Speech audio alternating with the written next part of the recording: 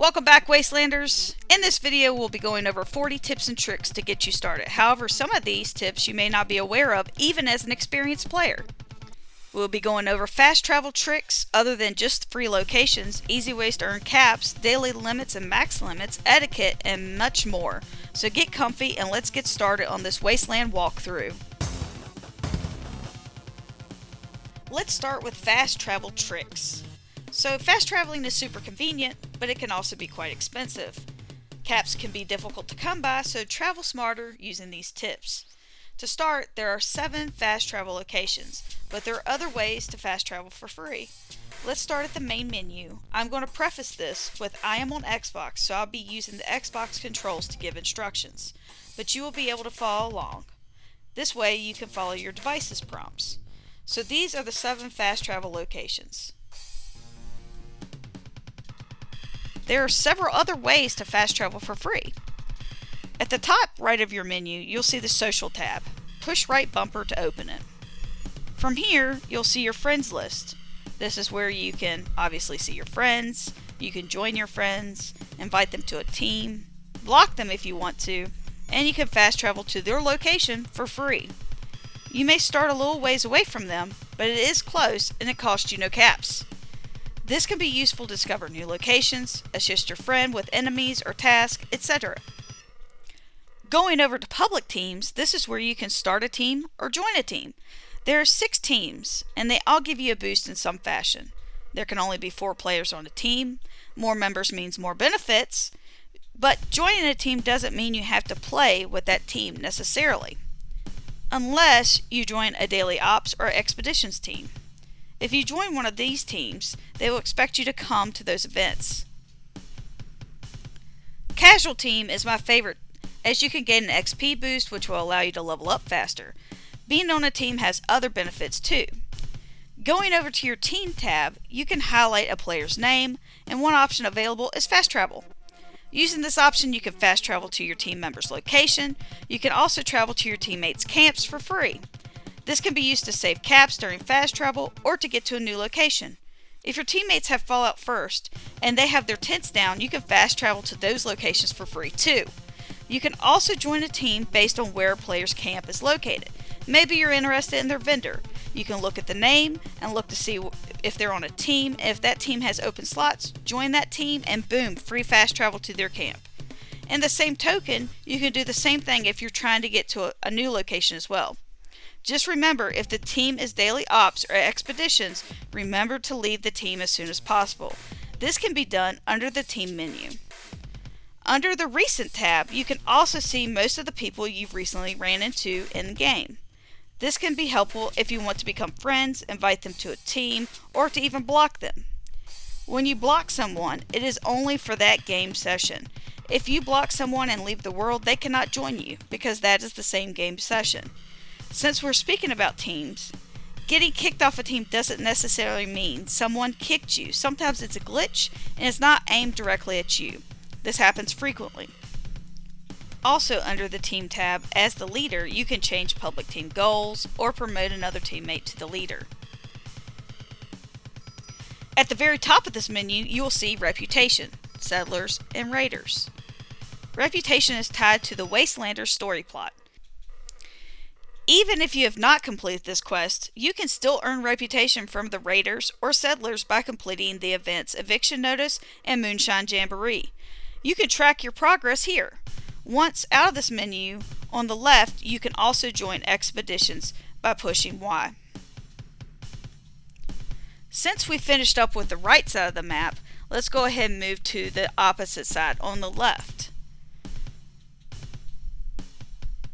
On the left side of the map, open the menu button using the left bumper. From here, you can access the Atomic Shop, Scoreboard, Challenges, and Settings. Under Settings, you'll be able to find a way to turn on and off pacifist mode.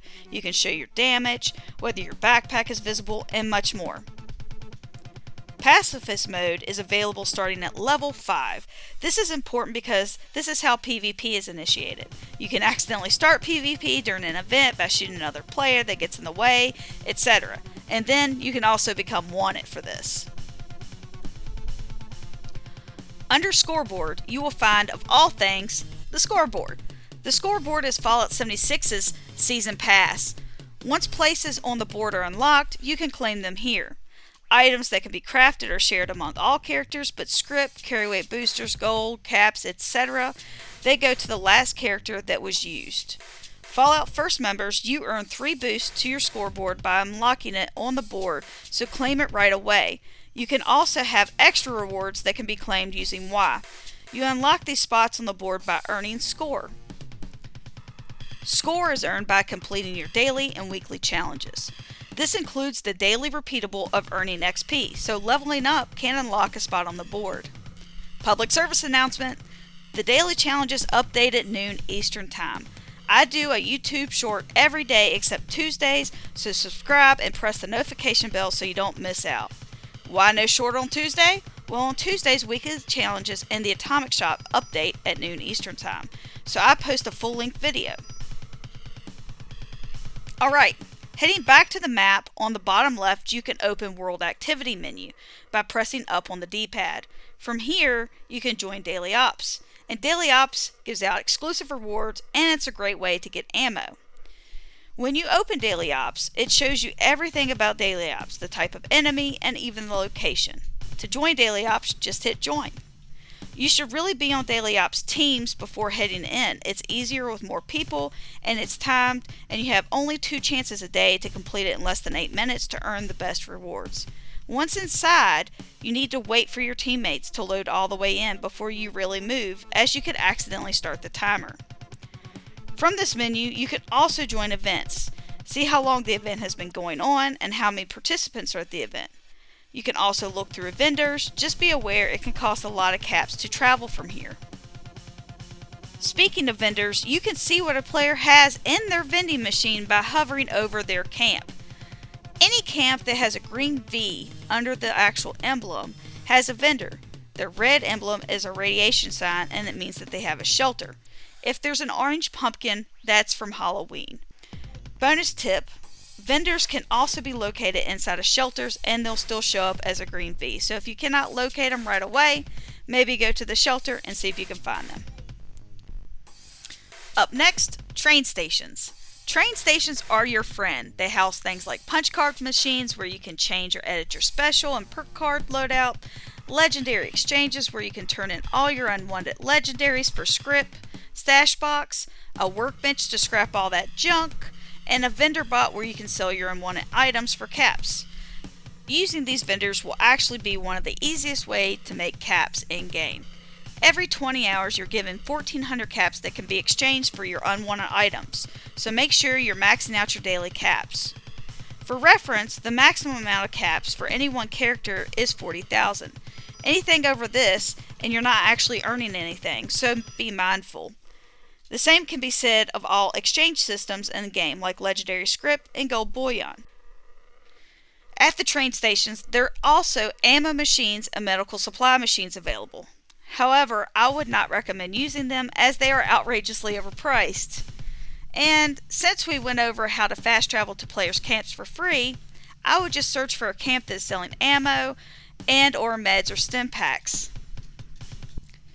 The punch card machine is accessible starting at level 25. From here you can change your special or perk cards, you can even change your loadout. Extra loadouts can be bought with atoms from the Atomic Shop, sometimes they're even on sale. Legendary exchanges. They can be used to exchange your unwanted legendary items for scrip. The daily limit for scrip is currently 300. It is supposed to be increased to 500 really soon, with a max of 5,000 currently. Legendary exchanges can also be found at Nuka World on Tour and the Rusty Pick. Scrip is turned in to Mumra, as I call her, at the Rusty Pick for mystery legendary items, vault steel used to craft certain armors, or legendary modules.